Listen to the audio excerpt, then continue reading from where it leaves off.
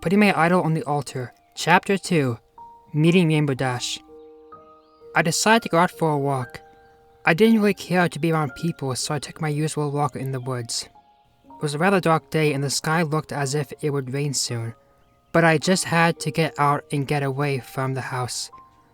I made it through the woods and listened to each twig crunch loudly beneath my feet. A gush of wind blew right past me, and the fresh scent of rain on the way would come, and it was everywhere. I had my jacket on just in case it were a downpour today. As I continued to walk down the meandering path, I saw something so bright and colorful that I had to squint my eyes. I quickly walked over, and upon closer inspection, I couldn't believe what I saw. There in front of my eyes was Rainbow Dash, sitting patiently right in the middle of the path. I was actually terrified for a moment because I wasn't sure if I was hallucinating or not. I stared at the little sign Pegasus for a moment. I began to slowly approach her when I saw that she had blinked. "Are you real?" I managed to ask out loud, but the pony blinked again and said, "Yes, I am real." I almost jumped back in shock. Her voice sounded exactly how she sounds in the show, but not in this video, of course. "May I pick you up?" I asked. The sign Pegasus nodded her eyes yes. She wasn't exactly a filly, but I could tell she was very young. I very slowly reached out my trembling hand and touched her colorful rainbow mane on top of her head. She was in fact the real-life Rainbow Dash in the flesh, and somehow she was there with me. Her mane was so soft and warm, and I could see her chest rising up and down.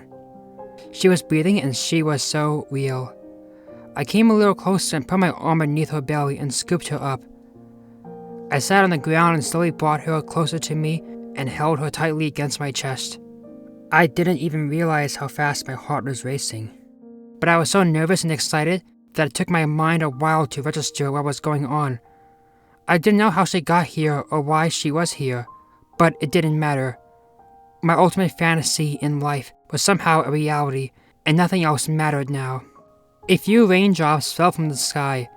One drop of rain landed on Rainbow's eye. Suddenly, Rainbow Dash became a bit fidgety in my arms, and I gently put her back down on the ground. The rain started to fall down to the earth, and I just had the feeling that it would start to rain in torrents. I heard some thunder in the distance, and I had to get her out of here and take her home in case it would start to lightning. These woods were usually abandoned, but once in a while I had seen other people walk through this area. I took off my jacket and wrapped the little pony inside of it, and gently picked her back up. I put the hood of the jacket over her head so she would be more hidden from view. The hood was big enough to cover almost her entire head and face, but there was enough space for her to breathe easily. Even though she was well hidden, my mind was racing with all kinds of ludicrous thoughts about other people might being able to see her and calling the police or attempting to take her away from me. I began to panic and ran quickly back home through the woods. I must have not been paying attention because my mind was racing with so many thoughts that I didn't notice a large root of tree sticking out from the ground. My foot got caught in. I fell down to the earth, and Rainbow Dash slipped out of my arms. I was stunned for a moment, but I quickly got to my feet again and saw Rainbow Dash laying in a mud pile. She was quite dirty, but she didn't seem to be hurt. I raced over to her and wrapped her up in my jacket once again. I took a slightly detoured route in order to avoid being seen by others. Thankfully, the rain was now coming down from the sky in heaping amounts, and I did not see one person around. After a bit more traveling, I made it to my home and held onto Rainbow Dash with one arm as I opened the door. I quickly walked through the door and then slammed it shut with my foot as I kicked backwards. I took off the hood and looked at Rainbow Dash. She was dirty and she needed a bath. I carried her to the bathroom and turned the water on in the tub. I felt that a warm bath would probably be a bit relaxing, since she was probably stressed out from being in a new environment, and I could imagine that the fall we took was a bit upsetting to her. As I kept my hand inside the tub to feel how warm the water was, I turned to Rainbow Dash. She seemed to be staring at me with the most innocent eyes, and I looked as if she was wondering what I was going to do with her. When the tub was filled with enough water, I picked her up and plopped her down inside the tub. She turned to face me and sat down in the water. I opened the cabinet under my sink and took my most favorite brand of organic tea tree oil shampoo. This stuff felt amazing and would probably be great for her mane and coat too. I squeezed some shampoo into my hand and began to rub it into her mane. Then, I heard her stand up for a moment so I can get the rest of her body. She let out an adorable sound and giggle when I got to her belly, but I couldn't help but smile at her reaction. She was now kind of like a giant soapy, sudsy bubble, but I quickly rinsed her off, hoping that no shampoo would get in her very large eyes. I was a bit surprised at how well behaved she was. I didn't expect her to enjoy her bath and thought that she might be a little fidgety, but she was calm and continued to stare up at me with those incredible, innocent, and adorable eyes. I got out a towel and scooped her up inside of it. She wrapped her front legs around my neck and sighed. I almost couldn't take it anymore. My heart felt like it was about to leap out of my chest at any moment. I was so happy at this moment. Nothing in the world could make me feel better than this. I walked out of the bathroom with her and turned the lights on in the kitchen. I sat down in a chair next to the kitchen table and dried her off with the towel. Rainbow Dash stared into my eyes for a moment, and then I noticed her nostrils began to twitch faster and faster. She started to squirm in my lap, so I let her go.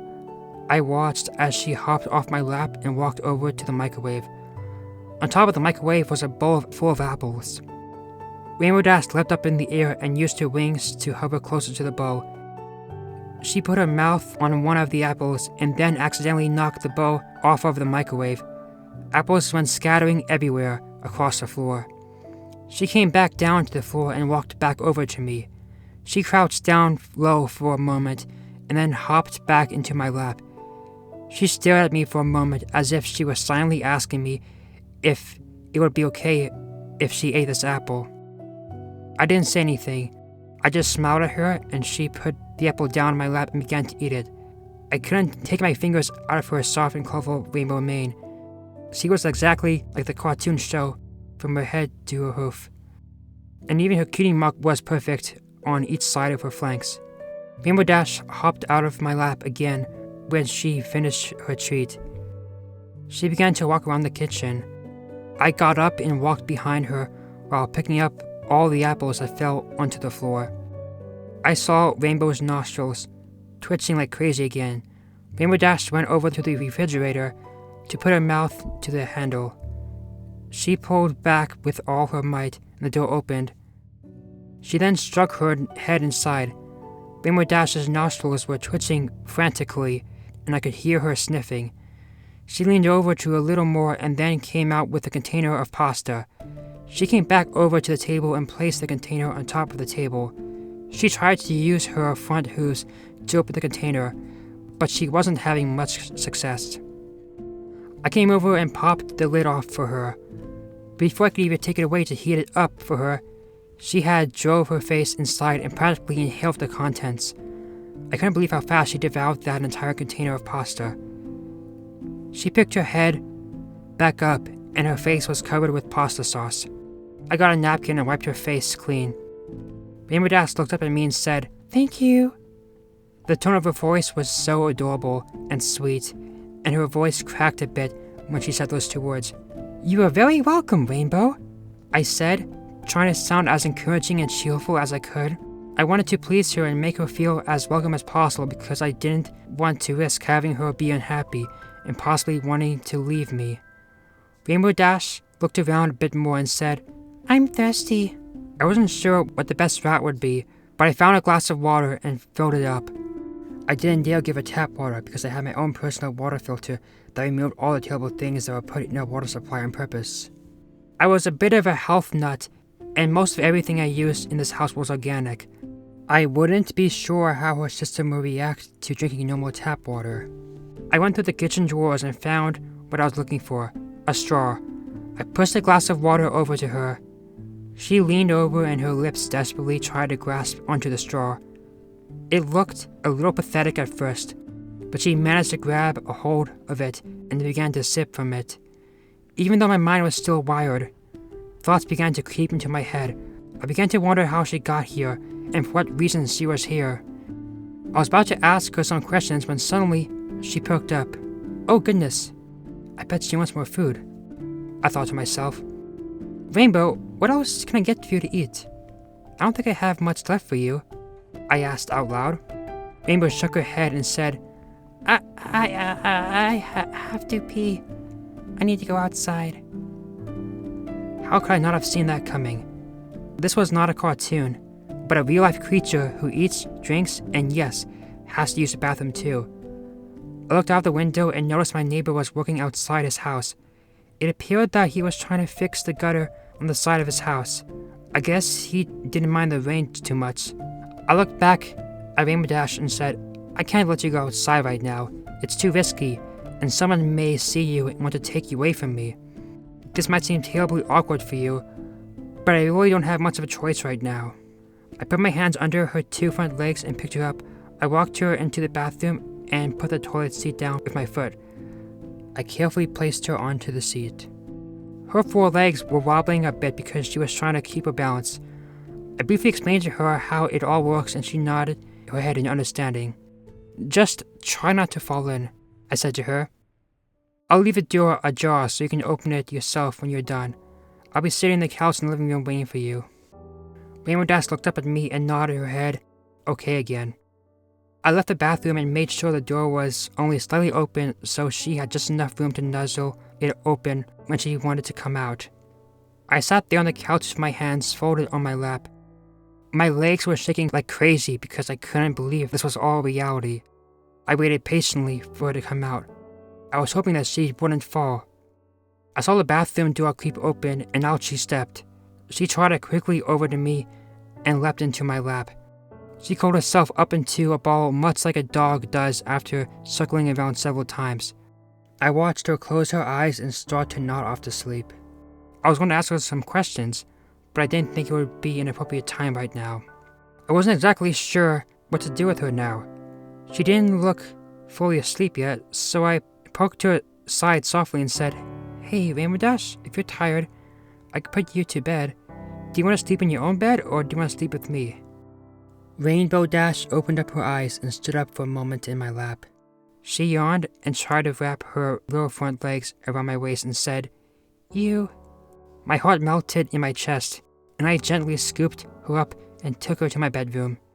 My bed wasn't very big, so I turned one of the pillows on my bed sideways and gently put her down on that. Her body was just the perfect size for it. She was already asleep and I pulled the blankets over her body and tucked her in. I quickly got into the bed and turned on my side facing her. I could feel her breathing against my arm and I watched her chest rise and fall. I didn't want to sleep, and I still wasn't sure if this was reality or some crazy dream. I truly believed I wasn't going to fall asleep, but seeing Rainbow Dash so peacefully made me quite tired, and I ended up drifting off to sleep within a few hours.